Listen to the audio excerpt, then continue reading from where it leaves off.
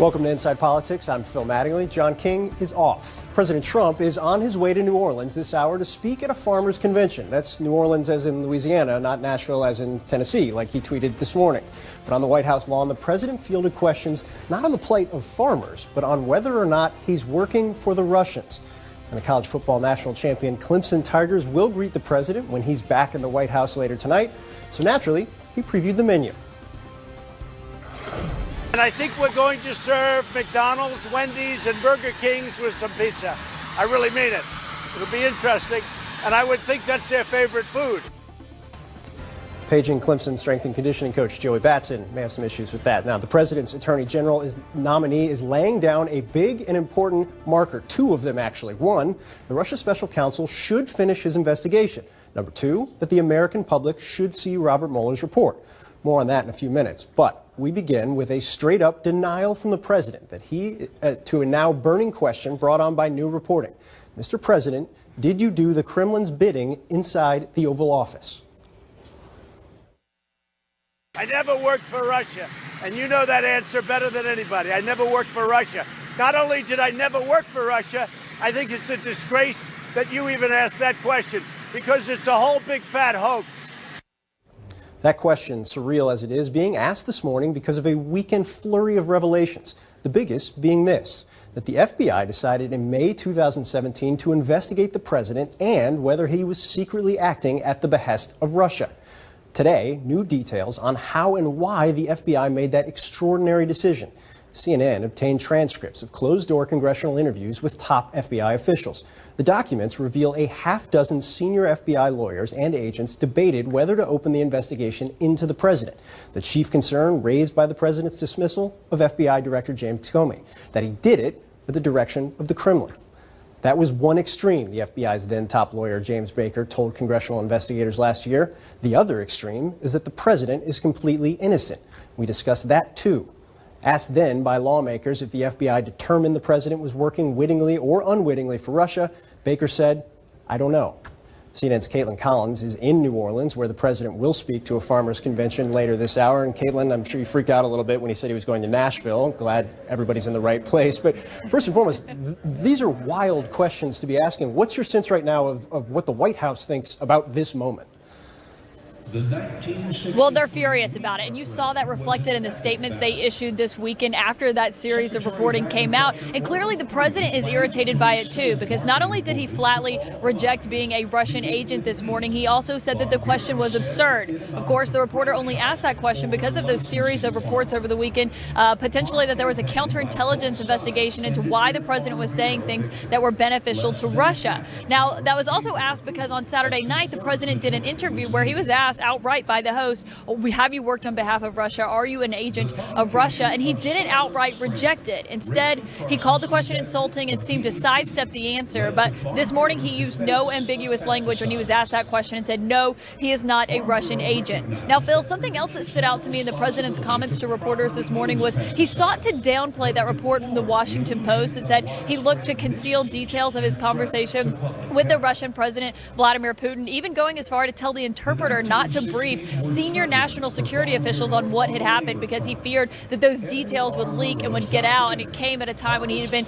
incredibly frustrated by a series of leaks coming out of his administration. Now, today he told reporters that he didn't think that was a big of a deal. He meets with leaders one-on-one all the time, even though typically most of his meetings do include some staffers, and they do typically include readouts from those meetings and what is said. But today he seemed to think that was normal. And when he was asked if he's going to release those interpreters' notes of his sit-down with Putin, he did not answer that question, Phil.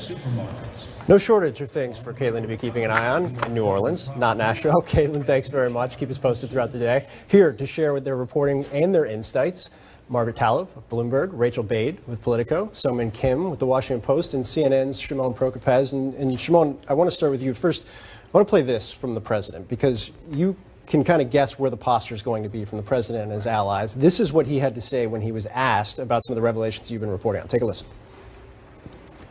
The people that started that investigation are McCabe, who's a proven liar and was fired from the FBI, are Lisa Page, who was forced to leave the FBI, and her lover, Peter Strzok, who we got their text messages And what they said in those text messages was shocking when you talk about bias. And also Comey. And I guess they started it because I fired Comey, that are known scoundrels. I guess you could say they're dirty cops. So just to break this, we know which side both sides are going to go with this and seizing on this report. But can you explain to me your read of it? You're an expert on these things. What it actually means, what we're looking at right now. Look, I think when you look at what Baker told members of Congress, Jim Baker, that's the top FBI lawyer at the time, who winds up leaving the FBI and then is called to come into Congress and just to talk about what was going on around that time, you get the sense that there was a lot of concern by some of the people, the president there named, Lisa Page, Peter Strzok, who was running this investigation, that something was amiss, something was going on. Perhaps maybe someone got to the president, whether it was from Russia or whether there was an intermediary somewhere else, that somehow something had happened because they didn't quite understand why all of a sudden, I think, the president went in and fired the former FBI director. And so there was a lot of concern. I mean, when Baker testifies before Congress, he uses words like following directions. That was the president following the directions of the Russians? Was he doing this at the behest of the Russians? But for whatever reason, there was this concern in the FBI. There may be other information that came to them, but they didn't have enough at the time to open an investigation. Once he fired the FBI director, once he fired Comey, I think they felt they had enough there to then go ahead and open the investigation. And you mentioned Lisa Page. One of the issues that had been brought up had been a text message that said it had been a topic of discussion for some time. And her explanation in the congressional testimony that we obtained reads as such. The case had been a topic of discussion for some time. The waiting on, which is a reference to her text message, was an indecision and a cautiousness on the part of the Bureau with respect to what to do and whether there was sufficient predication to open. And I guess, Rachel, to you, one of the questions is, this is not a minor thing. This is a major decision to make, particularly within the Bureau of Investigation. And I think there's a lot of questions of what the rationale was, if you will. And what's your read right now, particularly on Capitol Hill, is kind of how people are seeing this play out over the course of the last 48 hours? Well, obviously the congressional committees, they've been sharing a lot of this information between each other for a while, so they weren't particularly surprised by this report. I do think that the report in the Post about the president keeping a lot of these transcripts, not allowing top White House officials to have readouts of his meetings with Russian officials, that did seem to strike some people as very new and very concerning. And, we've seen a lot of chairmen are interested in this right now. You have Jerry Nadler on the Judiciary Committee. We have Oversight Committee Chairman Elijah Cummings, who is bringing in Michael Cohen to testify in just a couple of weeks. And we're now seeing a bunch of other people jump in, including Elliot Engel, who's the chairman of the Foreign Relations Committee. And that story, it sounds like, has moved Engel, who's a Democrat of New York, to actually eliminate a terrorism subcommittee on that committee and create a whole new committee to look at this issue and why the president would not let officials come into the room, why he has been so secretive about his interactions with Russia, and that's going to be another key focus for them going forward. Yeah. One of the more charitable explanations as to why the president may have tried to obscure these notes and to limit his interpreter from talking is that, if you recall earlier on in the presidency, there were transcripts and notes of these foreign leader calls that leaked to the press. The Washington Post reported in mid-2017 about these calls with the leaders of Australia and Mexico that weren't so flattering to the president. So that could be one reason for it. But Rachel's right. There's no doubt that the House Democrats will be looking into this aggressively. You have lawyers talking about what kind of basically legal authority they have to look at these or to subpoena these records. And these senators, Democrats did try to do this last year after the Helsinki summit. There's some question as to whether you can get them or not. Obviously, I assume that the administration would probably assert some privilege over these records should they still exist in some capacity. But this is going to be a major brewing fight in the coming months for sure. Well, and I remember being at that meeting in Germany, which was supposed to go much shorter than it ended up going. And with each passing 15-minute segment, as we were like, what are they doing in there? The kind of mounting angst by the White House staff, because of course they knew they wouldn't be able to tell us what was happening in there because they didn't know and they weren't going to know. And I think part of the concern is with this is, sure, any president wants to be able to have some discretion and keep his counsel until the White House can internally message what happened and figure out how much they want to share or not share. But when nobody knows what actually happened and what was actually promised internally, it's a real problem. And there was a lot of those concerns. You've followed foreign policy for years now, multiple administrations. You know how these things work or how they traditionally work. Is it your sense that this was just related to the Russian president, or is this how the president operates in foreign leader meetings all the time? I think that 2017 meeting with Putin in Germany was a special case. I do. I also think that this administration does not read out all of their foreign leader calls. In fairness, in the past, not all presidents have either. But I think there are a lot of foreign policy calls related to perhaps Syria, some of these more recent decisions in the Mideast that we don't have full visibility on right now. Shimon, I want to close with you with our last 30 seconds. What's your sense? Obviously, we get hit with revelations and bombshells. It feels a little bit like a year ago when these were coming out. What happens next? Like, what's the next step? Well, I think a lot of this, obviously, we're all waiting for Mueller. I think Barr today, the incoming, perhaps the next attorney general here saying that the report should be public. I think that's probably that's a good first step. Certainly that's what people want to hear. We're all just waiting on Mueller, really. And then I also think the committees in some ways are going to be held up a little bit here in terms of what they're trying to do until Mueller is done. We still don't know when that's going to definitively happen and how much of an impact Mueller will have on this entire investigation going forward. We don't know yet. But I think not until once Mueller is done, then I think that's when the Hill starts to open up a little bit. Yeah, and all of us on the Hill will be plenty busy. By the way, Shima, that was a great tease, because coming up next, the president's choice to be the next attorney general says Robert Mueller should finish his work.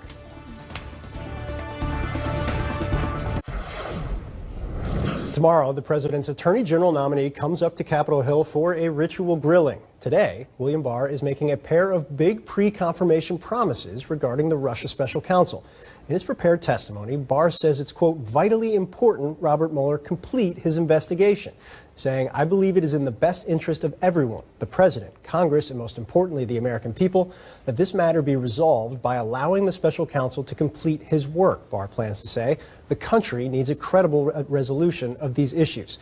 The other important commitment, Barr says the public deserves to know what the special counsel finds. CNN's Manu Raju is on Capitol Hill. And Manu, obviously Democrats have made clear this was going to be a central issue of their questioning tomorrow. Have they reacted in any way so far to what they've seen previewed? Well, not from these written remarks, but these are similar types of assurances that Barr was giving behind the scenes to Democratic senators last week when he was making his visits on Capitol Hill. At the time, Democrats wanted to hear much more than what he was saying. They were not satisfied at that point. Richard Blumenthal, the Senate Judiciary Committee Democrat, told me he wants ironclad, specific commitments, possibly even recusal from overseeing the Mueller investigation. Obviously, he did not go that far in these written responses or written testimony to the committee. But one thing he also tried to address was a June memo that he wrote from last year in which he raised concerns about the legality and the necessity of an investigation into obstruction of justice over the public facts surrounding the firing of James Comey. And he tries to reassure senators in his written testimony. He says this, my memo was narrow in scope, explaining my thinking on a specific obstruction of justice theory under a single statute that I thought, based on media reports, the special counsel might be considering. The memo did not address or in any way question the special counsel's core investigation into Russian interference in the 2016 election, nor did it address other potential obstruction of justice theories or argue, as some have erroneously suggested, that a president can never obstruct justice. I wrote it myself on my own initiative without assistance and based solely on public information. And Phil, he also tries to reassure the committee about conversations that he had with the president, saying that he got no assurances from the president or gave anything explicitly or implicitly about how he may deal with the Mueller probe going forward. The question ultimately, though, does he win over any Democrats? And certainly, does he prevent any Republicans from voting no against his nomination? We'll see how he does tomorrow, Phil. Yeah, must-see TV tomorrow. I think that memo is probably going to come up a little bit with committee Democrats. Joining the table now, Alana Shore with the Associated Press, also of Jeopardy fame. Look that up on YouTube. it is worth your time. I want to get into one thing specifically, and I want to read this off from the testimony, because there's two top-line points that are very clearly to reach out to Democrats to try and assuage some of the concerns. But he says, on the idea of making the Mueller report public, he says, I also believe it is very important that the public and Congress be informed of the results of the special counsel's work. For that reason, my goal will be to provide as much transparency as I can consistent with the law. That last part, the consistent with the law part, leaves a little bit of space there, I think, to some degree. Am I misreading that or overreading it? I think it absolutely does, and that's because there's no hard and fast law governing how a potential Mueller report would get released. I mean, there are regulations out there, but he seems to be cracking the door open to not necessarily what we would expect from that, which is just a full-throated here. The public can see the report. Right. And I guess the big question, so Manu hit on this, so man, you have a pulse on the committee like nobody else. Are Democrats even considering the possibility of voting for the president's nominee to oversee, that would be overseeing technically the special counsel's investigation? I mean, Bill Barr can say whatever he wants, and we get a sense of his testimony and what he's going to say under questioning by Democrats at his confirmation hearing this week. But Democrats will focus in on the memo, and that is raising major alarms among the Democrats in the committee. And look, attorney general nominations are usually contentious anyway, regardless of the time. This is not the kind of nomination that would have gotten broad bipartisan support anyway. But the Russia element, the fact that he wrote memos, the fact that he had been publicly a bit disparaging of the Mueller investigation, will give any Democrat, almost any Democrat, an easy way out. I do want to point out, though, we did learn a little bit of interesting trivia about Bill Barr and Robert Mueller last week, that they actually kind of have these personal relationships that we didn't know previously. Their wives are in Bible study together. Mueller attended Bill Barr's daughter's wedding. So I don't think he's going to, tout that too much, but that's just an interesting little fact to remember. Yeah, there are a couple good reasons for Barr to put this out a little bit early. I mean, sure, one is to try to assure Democrats. Another is to try to take some of the steam out of Democrats' anger before they get into that room, or a line of questioning. He can say, well, I've already addressed some of this in my prepared remarks, but I'm happy to blah, blah, blah, take another stab at it. But the third, and maybe the most important, is that he can lay a marker with President Trump by doing this. Because what he's telling the president is, I am happy to be your nominee, but these are my red lines. And don't you try to change the terms on me once I'm confirmed. Along those lines, and very similar to those lines, he says at one point in his testimony, President Trump has sought no assurances, promises, or commitments from me of any kind, either express or implied, and I have not given him any other than I would run the department with professionalism and integrity. Will you make a promise, will you make a loyalty oath, that had been a theme particularly early on in the administration. Is it your sense right now, and again, it's early, we haven't seen the actual testimony yet, that he will be operating as an independent actor, which is the expectation for an attorney general? I mean, I think Democrats are going to try to verify that, right? I mean, they have concerns that he's going to do exactly what Trump would want him to do, even without a request personally to, lay off something. Is there a way he can prove to the I mean, you're never going to know that. He's just going to have to be testifying what he's going to be doing. And, the interesting thing for me in the House standpoint, from the House standpoint of this, is I've actually been hearing a lot of Republicans in the House say, because Barr's nomination is moving, that Democrats in the House need to let Whitaker go. As you know, Whitaker has caused a whole bunch of controversy in the House, and top House Democrats want to also bring him in and question him about, what did you talk to the president about regarding this investigation? Are you going to try to undercut or bury the Mueller investigation if it does come out on your watch? They have been stonewalling at the Justice Department because they do not want him to come in, and Republicans on the Hill also don't. So this is a whole nother angle, I guess, to watch as Barr's nomination moves forward, because Republicans want to move fast on that so that Whitaker doesn't come in, and frankly, some of them worry he might embarrass them. That's a really good point. I don't think you're going to get Democrats to let that one go, but definitely a strategy. All right, up next, the shutdown has now dragged into, believe this, day 24. The blame game is in full swing, and a weekend snowstorm made everyone just a little bit more punchy. Just check Senator John Cornyn's tweets. Poll: snow closes what was left of U.S. government in Washington. 50% blame Trump, 20% Republicans in Congress, 20% Democrats in Congress, the rest unsure. We'll be right back.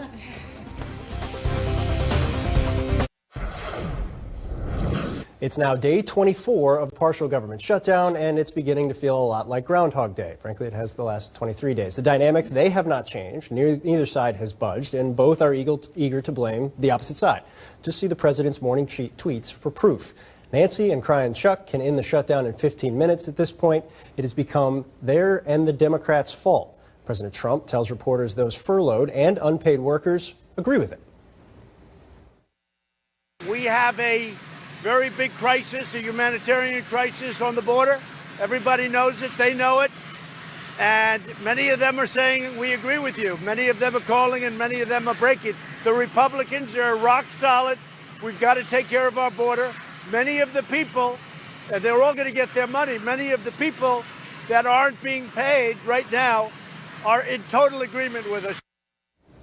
But even after all the tweets, the Democratic press conferences on Capitol Hill, and an extensive White House public relations blitz, a new CNN poll shows that neither the president nor the Democrats have really moved the needle on the need for a border wall. 81% of Republicans say they're in favor of a wall. That is exactly the same number as last month before the shutdown began. Among independents and Democrats, a very small number have changed their minds. Okay, so how many ways can you say impasse without profanity? Here's an interesting thing. One of the biggest things, and I think we're all kind of connoisseurs of fiscal crises and shutdown crises. We've all been through a lot of them. And there's always kind of all right, what's the way out here? And usually you can kind of map out in your head, like eventually this, and this are going to happen, and then this is going to happen, and we're going to get out of this. Listen to what the president said about some of the options that may have been put on the table earlier today. Well, that was a suggestion that Lindsay made, but I did reject it, yes. I'm not interested. I want to get it solved. I don't want to just delay it. I'm not looking to call a national emergency. This is so simple, you shouldn't have to. Now, I have the absolute legal right to call it, but I'm not looking to do that because this is too simple. This should be the easiest deal that I've ever seen. We're talking about border security. Who can be against it? Deal not so breezy so far. What he was referring to with Lindsey Graham was Lindsey Graham over the weekend pitched the idea that's actually been pitched by multiple people over the course of the last couple of weeks, which is reopen the government in the near term, put a deadline on it, have the deadline kind of serve as an anvil over people's heads, and then reopen the government. Also rejecting a national emergency, which as of like Thursday of last week, everybody on the Hill was certain that was the direction he was going. Okay, how does this end? The question on everybody's lips, right? I mean, maybe it's the Senate nerd in me that thinks that this may end if more Senate Republicans feel the heat, pressure Mitch McConnell, hey, like maybe we should have a stopgap, maybe we should budge a little bit. That's not happening right now, though. We have some skepticism, some concern from corners of the GOP conference, but not really enough to push McConnell in that direction. So that's one way we could get out of this that has been sort of closed for now. I mean, we'll see. Short of that, Democrats budging, but it's hard to see that happening right now. I mean, they feel like they have the upper hand. Yeah, going to that argument about Senate Republicans cracking and pressuring Mitch McConnell, because that's something that Chuck Schumer has talked about for a while. The magic number here in that point would be 67, which would be the number necessary to override a presidential veto in the Senate. I was walking through this with some Republican sources last week, and look, the first tier of Republicans who might crack are pretty easy to figure out. You know, Cory Gardner has a tough re-election challenge. You have the institutionalists who hate shutdowns like Lamar Alexander and Susan Collins, you know, throw in a couple of retiring folks like Pat Roberts and whatnot. That gets you to like mid-50s. What's that next tier? Who's going to crack in that more conservative next tier of Senate Republicans? A lot of them who will be watching for primary challenges in 2020. I don't see how you get there at this point, and that explains the impasse or whatever you want to call it right now. But this is why we are hearing from White House officials and top Republicans on the Hill that even though the president went out today and said, I'm not doing an emergency declaration right now, that is not off the table. It's very much on the table, and they're saying now it's a last resort. And in the meantime, the White House has been talking about trying to go around Chuck Schumer and Nancy Pelosi and bring in a bunch of blue dogs, moderate House Democrats from the House to try to say, hey, what do you think about a DACA deal for Dreamers for some wall money? But you're right. The president just a couple days ago panned that idea and said he wanted to do the national emergency. Now things apparently have flipped, and he is open to a bipartisan something at this moment and doesn't want to do the emergency. How do you negotiate with a president who changes his mind every day? Democrats don't want to do it, and you can't blame them for that. So I don't know how we're going to get out of this. Yeah, it's an issue kind of underpinning all of this, right? Is nobody knows where the president necessarily is, and so it's tough to. I think Schumer called him trying to nail Jell-O to a wall at one point, and that's not exclusive to Democrats. Republicans on the Hill feel the same way too. They're not totally really sure which way this is going to go. You brought up an interesting point. There are people on the Republican side who believe that Democrats may be cracking, particularly some of the freshmen who came here to do something, and preferably not this. Is there any sense in your mind that that might be a way out of it? I haven't seen it, but you're a better reporter than I am. Oh, yeah, I'll go on. I think it's wishful thinking right now, but I do think from the president's language, and you could see it outside of at the Marine One departure this morning, you can hear it in his language that he's saying, well, now the Democrats, he is trying to build this sort of narrative of transition in the hopes that if this goes on long enough, he can remessage this to convince people that the Democrats created the shutdown. And I do think it's important for everyone to remember that the only reason that the border wall and the shutdown are co-linked intractably is because President Trump co-linked them. So I think right now the Democrats see there's no upside in making the first offer here because they don't think they need to make an offer anyhow. But I think that part of what we're waiting for is the president to test the idea of whether he can remessage this. If he can't, if the numbers don't change and the public continues by a large majority to either completely blame him or partly blame him, then he has a bigger problem than he has right now. Yeah. Just a reminder, there are staff on both sides of the aisle in both chambers that could get them out of this like that. They just need the green light to do it. All right, up next, the harshest of harsh words by a member of Congress against the president. His response, who cares?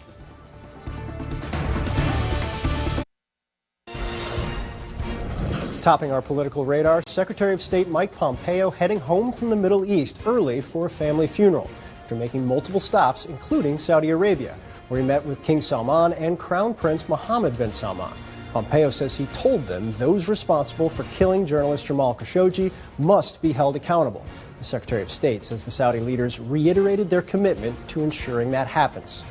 And a federal court in California putting the brakes on a Trump administration policy concerning Obamacare, just one day before it goes into effect. The presiding judge said Sunday the administration's weakening of the contraceptive mandate could have, quote, dire public health consequences.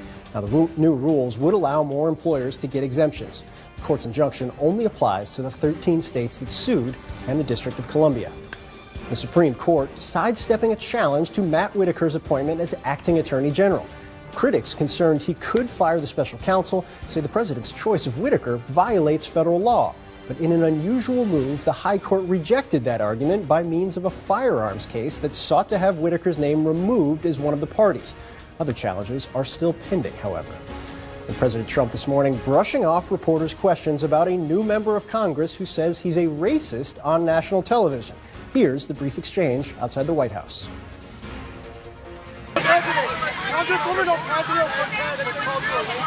Who did?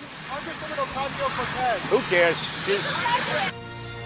Congresswoman Ocasio-Cortez firing back on Twitter saying, quote, I bartended for years in New York City. I understand guys like this like the back of my hand. We get under their skin, end quote.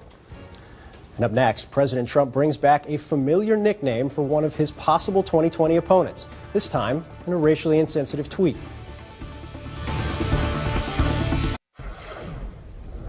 President Trump says he's not worried when it comes to Democrats' growing 2020 field, but that didn't stop him from going after Massachusetts Senator Elizabeth Warren, who's exploring a possible White House bid.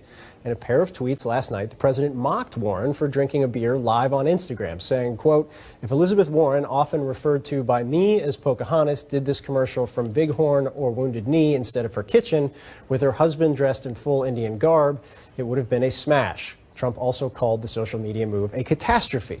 Now, Warren isn't the only candidate catching the president's attention. He also had this to say about potential 2020 opponents, including former Vice President Joe Biden. Well, I don't want to pick anyone out, but, a lot of people say Biden's doing okay, but, he was always a 1%er. He was a 1% guy. He ran 2 or 3 times. He never got above 1%. And then Obama came along and took him off the trash heap. Then he became a vice president, and now he's probably leading. But he's basically a 1% guy. He's weak. Already. Not very subtle. Look, I kind of want to put the tweets aside, to be frank, other than if it forces people to read about Wounded Knee, great, because you should. It was a horrifying time in history, and people should learn more about it. But more broadly, and this is something we were talking about during the break, so I hope you guys sharpened your messages for the best points on this. But this is something the Democratic field is going to have to contend with. How do you respond to this? Because it's coming in spades, and you're covering them right now. What's your sense right now of where people think they should go? My sense, especially when it comes to Warren, but this is true for all candidates, is people are wary of trying to beat Trump at his own game. And by his own game, I mean some of these occasionally very insensitive and politically incorrect things he'll say. Elizabeth Warren tried to get out and beat him at the game, undercutting the terrible Pocahontas nickname with her DNA test rollout. And we saw how that played. It just played as very tone deaf. So now it's interesting to see Warren. She didn't respond to that tweet, and I don't think we can expect her to respond to that tweet. When she traveled to Iowa for the first time, she conspicuously didn't really make it about Trump. She made it about her own policy. So it feels like she's kind of learning that lesson, and other candidates, I think, will follow. So along those lines, Julian Castro, who announced officially he's running for president this weekend, kind of weighed in on this a little bit. Take a listen to what he had to say. I see myself as the antidote to Trump. My story is an immigrant story. It's a testament to what immigrants have contributed to this country. I'm convinced that we're not going to beat Donald Trump by trying to be Donald Trump. What people want is they want a strong, positive vision for the future of their country and how it's going to impact them and their family. That's what they out there. But that doesn't mean they don't stand up. They point out policies that are bad policies. I think in theory that's the dream, right? That you can pick and choose your moments, don't have to respond to everything, and mainly focus it on policy. Is that a reality? Yeah, I mean, I think Democrats are going to try to do that. I think they learned a valuable lesson in this past midterm cycle, and that was that House Democrats didn't focus a lot on Trump. They let the media sort of do the covering about all the scandal and controversy coming out of the White House. And when they were doing ads in their districts, they were focused on things like healthcare, pocketbook issues, and that was a strategy that they developed 2 years ago. And Nancy Pelosi and people who were sort of governing the communication strategy, including Hakeem Jeffries, who is now leading their communications arm, they were adamant about sticking to that message, and it really worked for them. So I think that Democrats who are running in 2020 are obviously looking at what House Democrats did successfully to pick up 40 seats this fall, and going to try to continue to do that. Now, can they withstand Trump goading them and not hit back? TBD on that. Yeah, go ahead. Yeah, I mean, it's been a while since we've heard things from Democratic leaders saying, when they go low, we kick them, or we go lower. I mean, they've tried to project a little bit more of a positive message that doesn't necessitate requiring or responding to Trump at every turn. And I'm really interested in seeing how the rest of the 2020 field, first of all, how many there are, but what their respective approaches are to Trump. Because as we were talking about earlier, there isn't anyone yet that has made kind of their brand as fighting Trump, except for Michael Avenue, who we know is long out of the race. So it'd be interesting to see if there is another candidate among the 57 who run that does take that more confrontational approach. But so I don't do media criticism, but we'll do it for 2 seconds So you here. do media.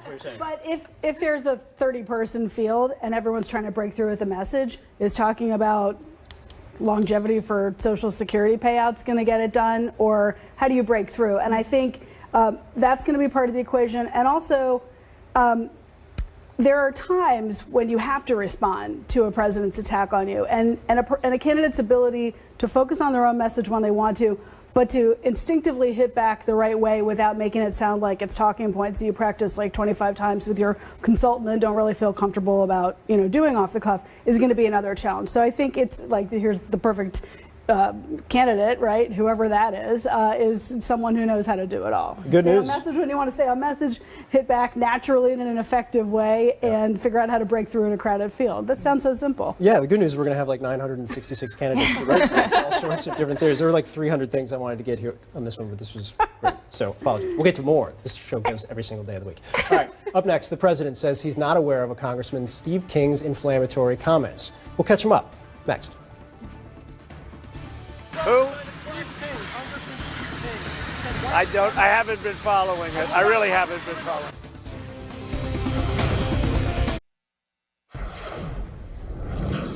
And if you look at your screen right now, President Trump is walking into the Beast, as his presidential limousine is known. He's arrived in Kenner, Louisiana. He will in short order be heading to New Orleans, where he will be speaking at a farmers event. These are big public comments. I'm sure we'll have more from that later in the show. Actually, next show, I think. We've only got about 5 minutes left. And in those 5 minutes, let's address something that's actually rather important. Steve King How about you go ahead and call your office? The Iowa Republican congressman, who has a history of making racial, inflammatory, and controversial remarks, has been summoned to an important meeting with House GOP leader Kevin McCarthy today, following his remarks to the New York Times in which he questioned, quote, white nationalist, white supremacist, Western civilization. How did that language become offensive?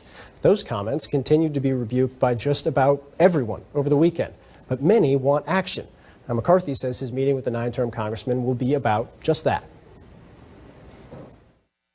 That language has no place in America. That is not the America I know, and it's most definitely not the party of Lincoln. Should he be punished for it? I have a scheduled meeting with him on Monday, and I will tell you this. I've watched on the other side that they do not take action when their members say something like this. Action will be taken. I'm having a serious conversation with Congressman Steve King on his future and role in this Republican Party. I will not stand back as a leader of this party, believing in this nation that all are created equal, that stands or continues to stand and have any role with us.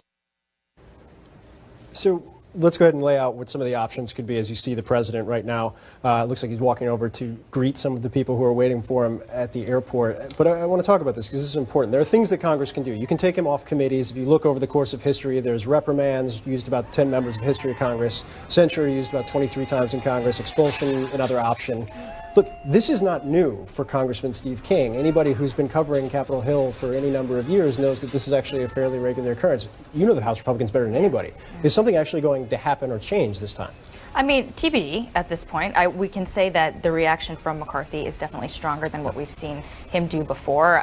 Just a couple weeks before the election, King was saying additional racist comments, and we saw the leader of the House Republican campaign arm, Steve Stivers, push back on him and rebuke him on Twitter. And Stivers actually, some top Republicans were not happy with him for doing that right before a midterm election. And now we're seeing these comments again, and King, again, has a long history of making these sorts of remarks, and McCarthy is reacting. I understand that he is not going to be asked to step down in this meeting with McCarthy, but there are a number of options depending on how he reacts. And does he come out and apologize? And, one of the things Democrats talking about censure, some Republicans would like to see that move forward, but I don't know if McCarthy himself would support something like that. I'm just not sure at this point. And I want to draw attention to something. There's a National Review editorial on this where it says, quote, it'd be better if Republicans police their own, and the NRCC made clear it won't back King in a primary or a general election in 2020. King may be clumsy, dangerous, bigoted, or some mix of the three. Whatever he is, he doesn't deserve the support of conservatives. He now has a primary challenger. People have been talking, I think Jeb Bush was talking about perhaps donating to his primary challenger. Does that become the outlet here, and is that enough? Well, it's unclear right now whether the party leadership will begin supporting his challenger. Like, typically, Republican campaign arms have a tradition of supporting